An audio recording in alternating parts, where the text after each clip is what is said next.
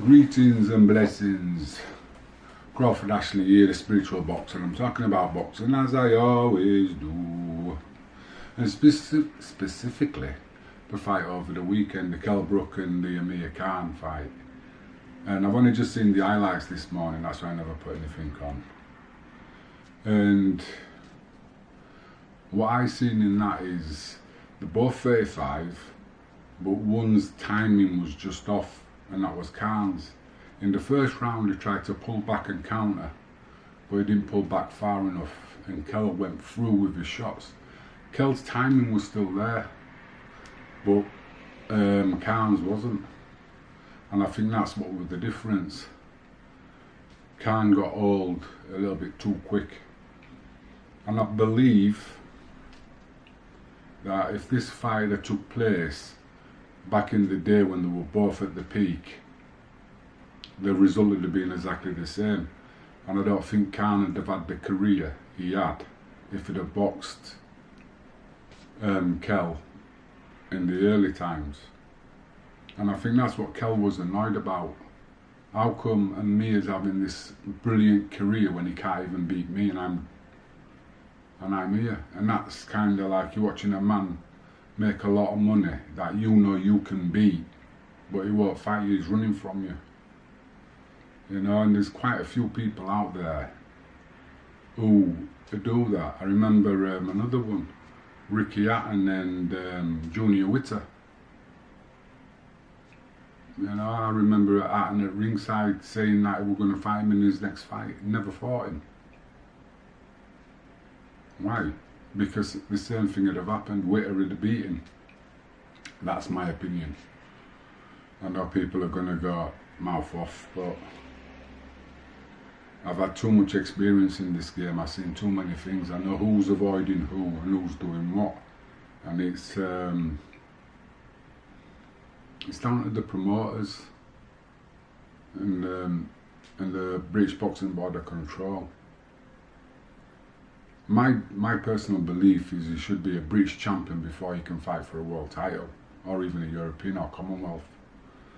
And the British champion should fight more regular. All these up-and-comers who basically stating that they can be world champions, but they don't even want to go down the British title route. That to me is disgusting. You know, it's like, what is being the champion of Britain not worth anything? Because that's what it seems to me, how people will skip a British title to become a world champion.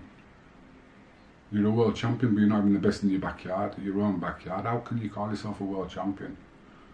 You know what I mean? You're not even the best in your own backyard. But that's just me having a rant and a rave on that kind of ego that's involved in boxing. Let's just get on with it. Let's see the best fighters win. And this thing about all these greats, for me, you're not a great if you've taken drugs. It's simple. You doubt yourself. If you've been on steroids, if you've been on these to help you, what's that saying about you? You're saying to yourself that you don't think you're good enough, you need this extra help. Well, you're the ones who've got to live with that.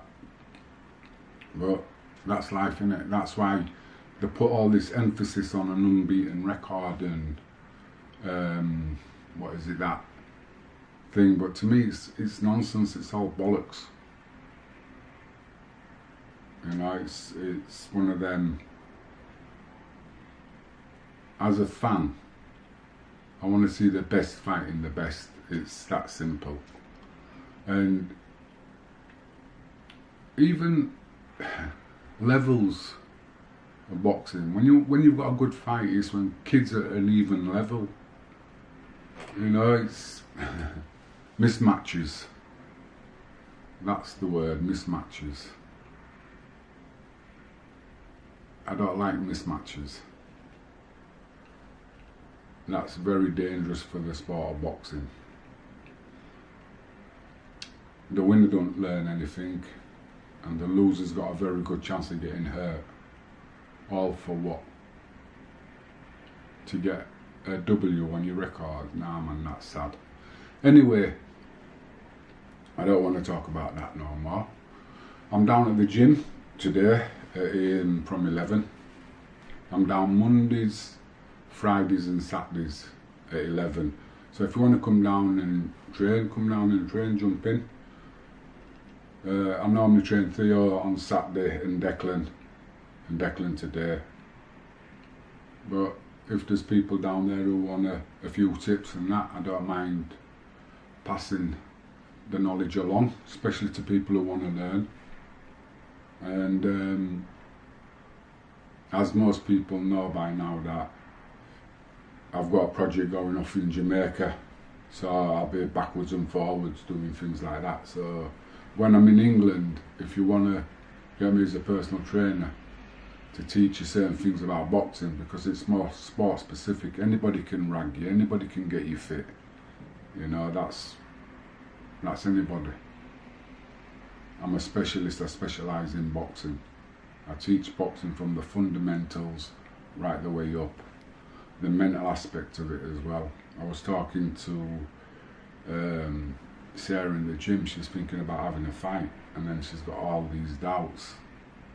And like I say to people, the hardest thing about boxing is you know you're going to box. You know, as soon as your trainer tells you you've got a fight, it's on your mind 24/7. Am I going to win? Am I going to perform? I'm fighting in front of my friends, my family. Is he going to beat me? Am I going to... All these things start playing up, and then you know that the person you're boxing is training to fight you. So when I was a kid, I was always told, let them worry about you, you just concentrate on your training. Do what you do best, which is work hard and train. You know, your mind will always play games because your mind wants to keep you safe, and it knows boxing is dangerous, so it's going to have all these doubts. But like I always say, just let's find out, because you don't know until you get in there. You never know until you get in the ring. And it's like I was saying with Theo, when he first started, I'll know after his third fight whether he's got it or not, because his first fight he don't know what he's going into. So all them emotions, there's something new that's happening. You have to take control of them. His second fight, he knows what's happening now, and he went in. Did he like it? And his third fight was, he got hit, and he got hit hard, man. And he realised it's where he wanted to be. His fourth fight, he come out and he boxed a lot better, a lot more controlled. Yeah, he's got it. So, just going to see where he goes with it. You know, looking for some, because I want to build a team around him, because in this day and age you need a team, you need the media team, because it's all about getting likes and getting views and putting bums on seats. Your talent seems to come second, and that's why promoters are picking fighters, because they want to keep these people. I don't know what it is about them that people want to see. I don't know. You know what I mean? Like, it's a whole new ball game to me, is this media malarkey. You know, I just like the boxing, just like the fights. It's like I said, what it does and what it generates. Look at Manchester on Saturday. The place was packed. No titles on the line, nothing, just two old men having a fight. It's brilliant, isn't it? You know, people talking about it before, during, after. They weren't bothered about anything else. They were just bothered about the fight, and that's what boxing does. It's a great, I don't know, it brings a vibe and a buzz to the city. It's like when Josh Warrington's fighting in Leeds. Leeds is buzzing. You know, I don't know, it gives, I don't know what it is, but I really like boxing, and I think it's absolutely brilliant. And if you like this channel, please subscribe, you know, and if put a like on it, brings up the algorithms and helps me out a lot. Anyway, till next time, bye. I'm off to the gym now.